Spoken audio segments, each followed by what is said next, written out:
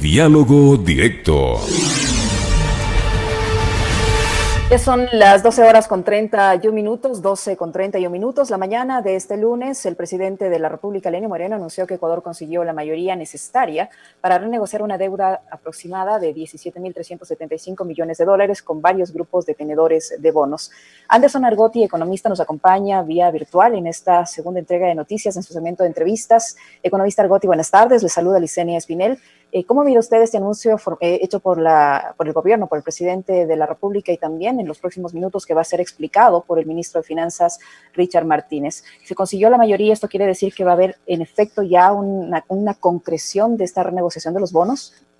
Licenia, buenas tardes. Un saludo para toda la ciudadanía. En verdad es un anuncio importante el que ha hecho el presidente de la República y que de alguna manera está tratando de dar señales de tratar de mejorar el manejo económico.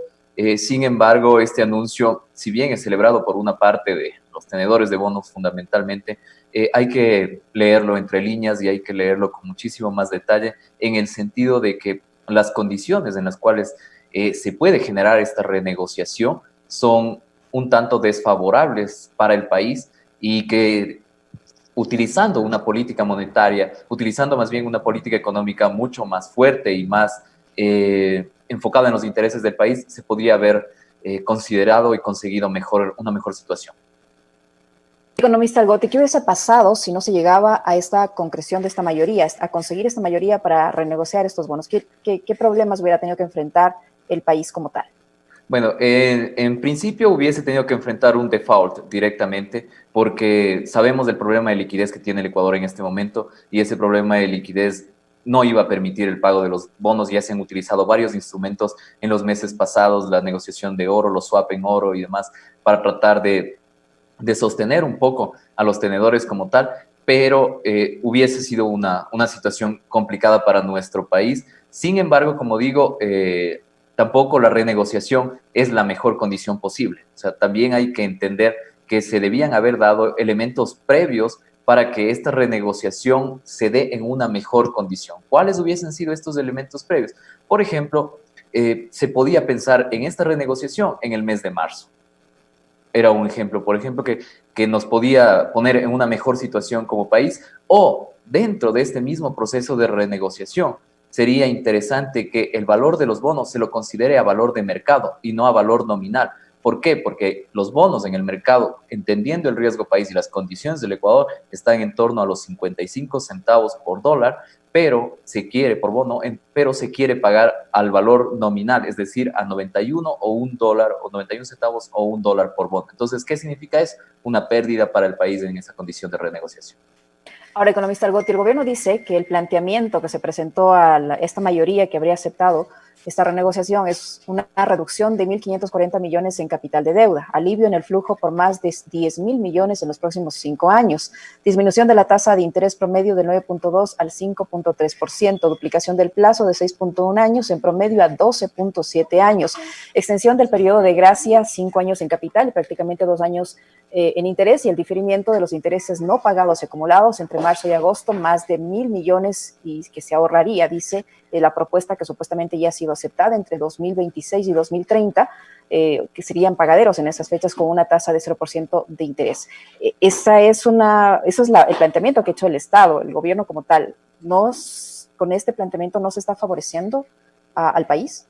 Se está favoreciendo a los tenedores de bonos y eso hay que ser directo. O sea, se está favoreciendo porque lo que mencionaba anteriormente, primero se está pagando el bono al valor nominal, o sea, al valor inicial del bono antes de la pandemia. Sí, tenemos que entender dos momentos aquí. Un momento es que en marzo del 2020 estos bonos cayeron a un valor de 20 centavos, ¿sí? Por bono. Entonces, ¿qué significaba eso? Que prácticamente habían perdido 80% de su valor nominal como tal. Se hace este pago de 1.400 millones de dólares en el mes de abril y los bonos incrementan su valor. ¿Por qué? Porque el mercado reacciona de manera confiable sobre la capacidad de pago que tiene el país. Y estos bonos suben de precio a 55 centavos aproximadamente, que es lo que se mantienen en este momento. Pero en la actualidad, esta renegociación, si se hace al valor nominal, es decir, al valor inicial del bono, ¿qué se está haciendo? Se está incrementando el valor como tal. En cuanto al tiempo, si bien se baja la tasa de interés, pero al incrementarse el tiempo también se está penalizando y se está pagando más por estos intereses acumulados que vamos a tener que pagar por más años. Por otra parte, los periodos de gracia. Usted sabe que los periodos de gracia no son gratuitos. Los periodos de gracia también están contabilizando elementos financieros dentro de eso. Adicionalmente, hay que tener muchísimo cuidado con este tema de emitir bonos sobre los intereses. ¿Por qué? Porque si el bono se emite con valor de interés cero, ok, no habría ningún problema. Pero si dentro de las cláusulas de ese bono se emite que hay un pago de interés por retraso de ese nuevo bono emitido sobre los intereses, se estaría cayendo en anatocismo, lo cual está prohibido por el artículo 290, numeral 4 de la Constitución. Entonces nosotros estaríamos asumiendo estos intereses dentro del principal. ¿Y qué pasaría con el Estado ecuatoriano? Estaría pagando aún más. Entonces hay que leer con pinzas estos anuncios, porque puede venirse una situación complicada para nuestro país.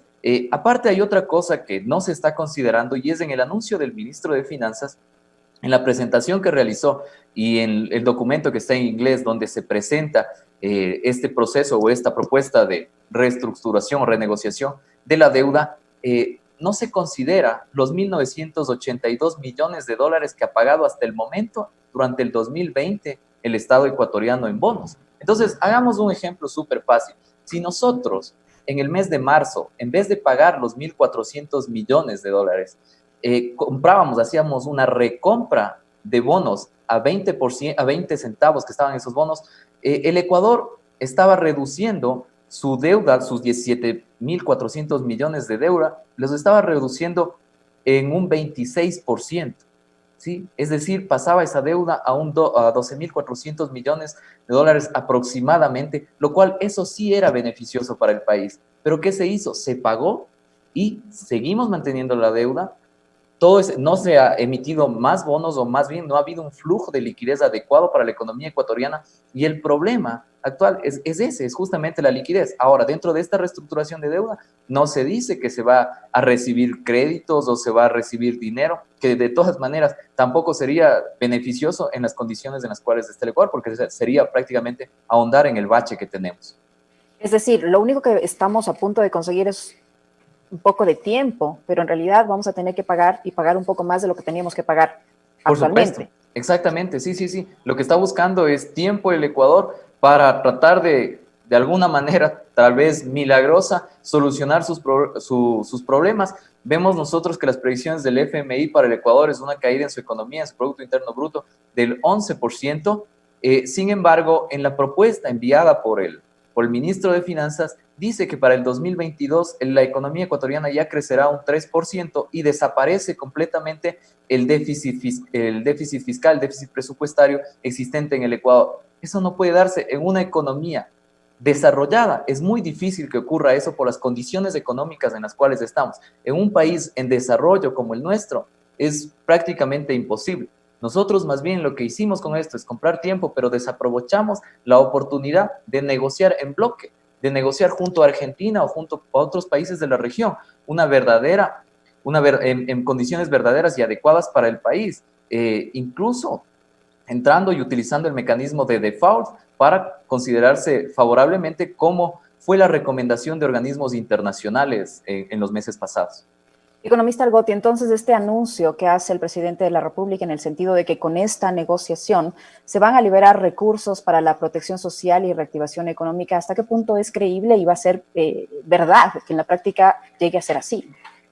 Es muy complicado entendiendo todo el retraso que ha tenido tanto en sueldos y salarios del gobierno ecuatoriano. Entonces, ¿qué significa eso? Esa es una señal fuerte de que no hay recursos, y por lo tanto esa liberación primaria de recursos se irá justamente a pagar sueldos y salarios y no retrasarse más.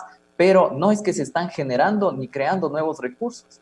¿Por qué? Porque incluso el IVA durante estos meses del año, la recaudación ha caído en un 21%, y eso es una fuente importante de ingresos para la economía ecuatoriana. Entonces, si nosotros, o sea, si como país no estamos generando ingresos, y tampoco estamos buscando mecanismos para recibir ingresos externos. Entonces, prácticamente, ¿de dónde se van a crear estos recursos nuevos? Entendiendo que tampoco se ha utilizado instrumentos internos como es préstamos internos del Banco Central. Entonces, esto nos dice claramente que la economía es muy difícil que se cumpla con esta condición o con esta propuesta del presidente.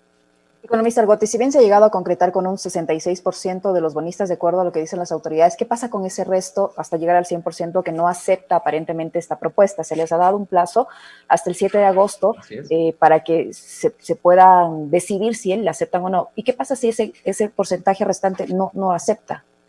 El Ecuador tendrá que presentar dos frentes de negociación. El Ecuador ha gastado muchísimo dinero en empresas que se están encargando justamente de la asesoría en cuanto a la deuda externa. Entonces, por esa parte tendrá que seguir utilizando recursos para pagar estas empresas, pero por otra parte tiene que ya presentar alternativas, o sea, trabajar con los tenedores de bonos que de alguna manera están dispuestos a esta reestructuración, a esta renegociación, y por otra parte generar un frente adecuado que permita la negociación o permita la recompra de esos bonos que de tenedores que se niegan a la reestructuración. Entonces, por ahí podría ser. Ahora, el problema está en que si esos tenedores de bono generalmente son tenedores de estos bonos buitre, lo que van a hacer es asangrar mucho la economía ecuatoriana. ¿Por qué? Porque están en una posición de negociación relativamente beneficiosa y el país ha dado señales fuertes de que quiere pagar. Sí, y anteriormente ha pagado. Entonces, de alguna manera es un tira y afloja. Más que evidentes, pues se ha hecho esos pagos en media pandemia.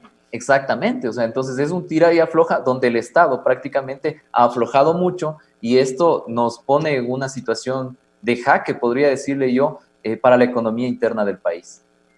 Economista Argote, el ministro o el Ministerio de Finanzas a través de un comunicado de prensa dice que se espera que la fecha de intercambio formal de los bonos, es decir, el cierre de la operación, ocurra el 12 de agosto o a más tardar el 20 de agosto. ¿Qué ocurre allí? ¿Qué es lo que pasa allá en términos prácticos? Ya, en términos prácticos, lo que va a ocurrir es que se sienta prácticamente a generar el acuerdo de reestructuración como tal y en las condiciones de pago y en las condiciones nuevas se emiten estos nuevos bonos, más bien se intercambian, no es que se emiten bonos, se intercambian los bonos existentes por unos nuevos papeles, entre comillas, respaldados por el Estado ecuatoriano, y ya con eso se iniciaría el proceso o el periodo de gracia una vez que sea aprobado tanto políticamente de manera interna por el país como por los organismos exteriores internacionales. Algo que también me estaba olvidando y que cabe mencionar son las condiciones del FMI con respecto a lo que se le viene a la economía ecuatoriana. O sea, si bien reestructuramos esta parte de bonos, los objetivos cualitativos del Fondo Monetario Internacional siguen siendo bastante exigentes, y es lo que hemos visto. Hemos visto un proceso en el cual se ha destruido el sector público, se ha minimizado, se ha reducido, se han bajado sueldos,